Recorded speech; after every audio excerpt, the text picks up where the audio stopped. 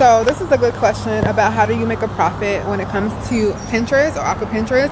So it really depends on you and your business and what are you using Pinterest to market, because that's what it comes down to. You have to be marketing something in order to make a profit off of Pinterest. So if you have like an Etsy store, a Shopify store, e-commerce store, or you are like an online coach or a podcaster that is sending traffic to your website or to something that's going to make you money, that's how you use Pinterest. So you're going to leverage Pinterest as a traffic driver within your marketing plan. So even if you are an affiliate marketer, you're using Pinterest to drive traffic, which is like people, to those affiliate products so that people can purchase them, and then you will make money from that.